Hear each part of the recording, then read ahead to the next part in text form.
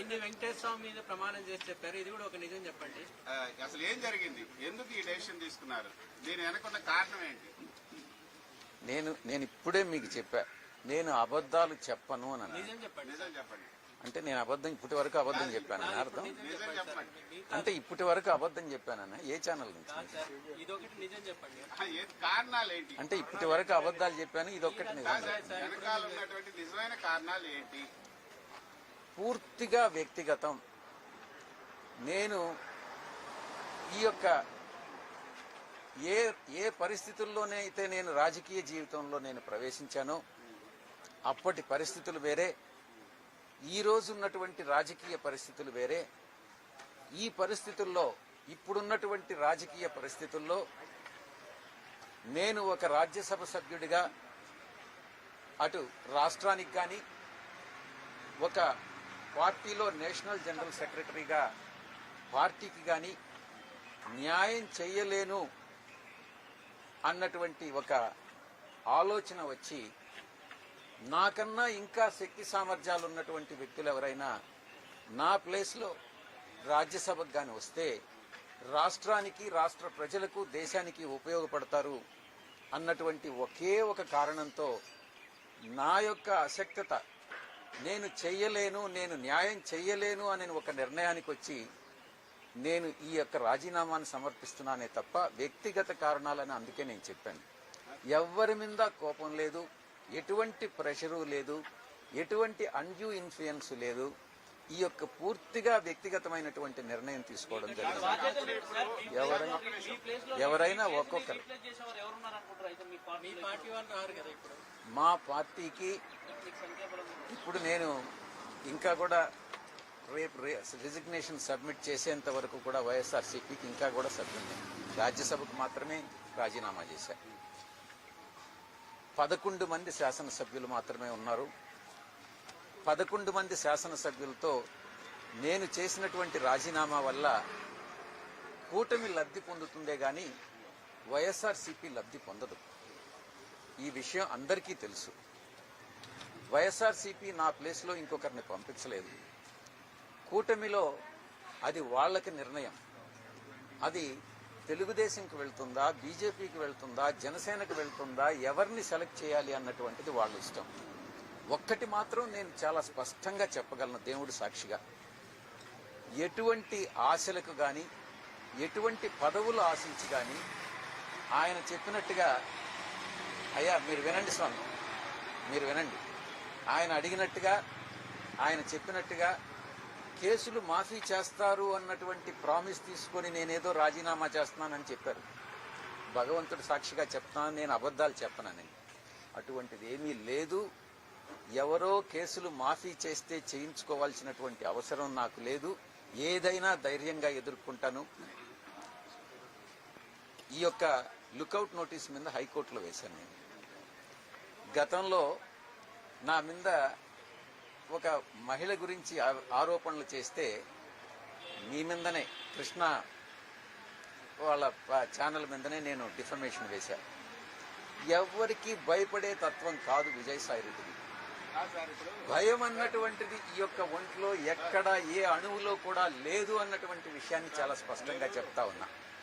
నేను ఒక్కటే చెప్తా ఉన్నా, కొన్ని పత్రికలకి వాళ్ళు చేసేటటువంటివి మాత్రమే కరెక్టు, మిగతా వాళ్ళు చేసేవన్నీ తప్పులుగానే కనపడతా ఉంటాయి. ఈ దృక్పథం మంచిది కాదు.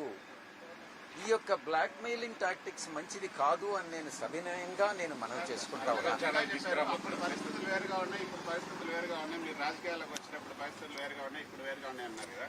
కానీ అప్పుడు కూడా ఇదే విధంగా ఉంటుంది. మీరు ప్రతిపక్షంలో ఉన్నారు. అప్పుడు మొదటి రాజ్యసభ సభ్యులు మీరు మీ పార్టీ నుంచి.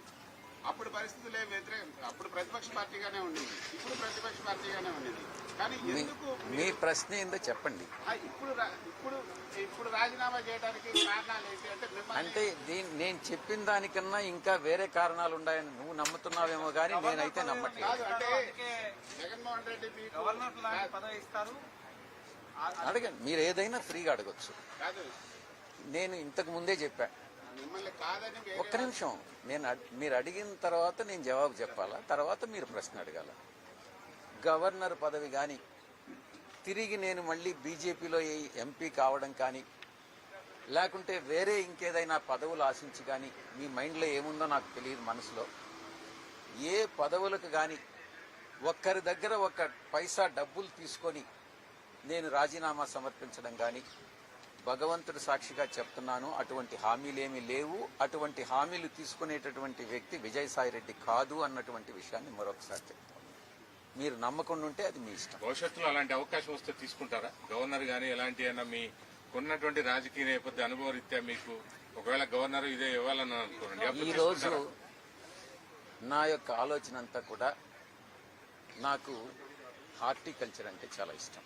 దాని మీద చాలా రీసెర్చ్ గతంలో కూడా చేశాను, విదేశాల్లో కూడా పర్యటించిన. నాకున్న అనుభవంతో గెస్ట్ లెక్చర్స్ ఇవ్వడం అన్నటువంటిది చాలా ఇష్టమైనటువంటిది. నాకున్నటువంటి కొద్దిపాటి పరిజ్ఞానం ఏదైతే ఉందో దాంతో ఈరోజు చాలామంది చాలా ఆరోపణలు చేస్తూ వచ్చారు. ప్రతిపక్షంలో ఉన్నటువంటి వాళ్ళు కానీ అధికార పక్షంలో ఉన్నటువంటి వాళ్ళు కానీ విజయసాయిరెడ్డి విశాఖపట్నాన్ని దోచేశాడు అన్నటువంటిది రిధం కూడా చాలా బాగుంది. కొన్ని పత్రికలు చెప్తా ఉన్నాయి. ఆ దేవుడి సాక్షిగా చెప్తా ఉన్నా, ఎక్కడా ఏ డీల్స్లో విజయసాయిరెడ్డి అవినీతిపరుడు కాదు. నేను భగవంతుడి సాక్షిగా ఒక విషయం కానీ చెప్తే నేను భగవంతుడిని నమ్మేటటువంటి వ్యక్తిగా అబద్ధం చెప్పను. ఎక్కడైనా నాకున్నది ఈరోజు ఆస్తి మీరు ఎక్కడైనా అఫిడవిట్లో చూసుకోవచ్చు. నాకు నా కూతురు ఆస్తులన్నీ కూడా లేకుంటే నా అల్లుడు ఆస్తులన్నీ కూడా వాళ్ళకి ఈరోజు చాలా పెద్ద కంపెనీ, కొన్ని వేల కోట్ల రూపాయల ఆస్తులు ఈ రోజు కాదు 40 సంవత్సరాలుగా వాళ్ళు వ్యాపార రంగంలో ఉన్నారు. నేను లేను. వాళ్ళు చేసే వ్యాపారాలన్నీ నాకు ఆపాదిస్తే నేను చేయగలిగింది ఏం లేదు. అది కూడా మీ ఛానల్స్కి మీ మనస్సాక్షికి నేను వదిలేస్తా ఉన్నా. దాంట్లో ఎంత నిజం ఉందన్నటువంటిది మీరే తెలుసుకోండి. నాకున్నది బెంగళూరులో ఒక ఇల్లు, విజయవాడలో 2 ఇళ్లలో ఒకటి నాది, విశాఖపట్నంలో ఒక అపార్ట్మెంట్. ఇవి తప్ప నాకు ఏ ఆస్తులు లేవు. నేను చాలా కంఫర్టబుల్ జీవితాన్ని గడుపుతా ఉన్నాను. ఆస్తులు సంపాదించాలని లేదు. నేను గతంలో చెప్పాను, ఒకవేళ నేను అవినీతికి పాల్పడి సంపాదించినా కూడా ఒకరు 100, 200 కోట్లు 300 కోట్లు సంపాదించితే వాళ్లకు ఉండేటటువంటి ఆ వియ్యంకుడికి ఉండేటటువంటి వేల కోట్లలో ఈ 200 కోట్లని అనేటటువంటిది సముద్రంలో ఒక నీటి బొట్టు లాంటిది. ఆ అవసరం లేదు. ఆ చెడ్డ పేరు తెచ్చుకోవాల్సినటువంటి అవసరం నాకు లేదు. నీతిగా నిజాయితీగా బతుకుదాం అనుకున్నాను. కానీ కొన్ని పత్రికలు కొన్ని ఛానల్స్ నిరాధారమైనటువంటి ఆరోపణలు మోపి నా యొక్క ప్రతిష్టను భంగపరచడం కూడా వాస్తవం. మీరు ఒక ఛానల్ పెట్టాలనే ఆలోచనను కూడా వెలుగుచ్చారు.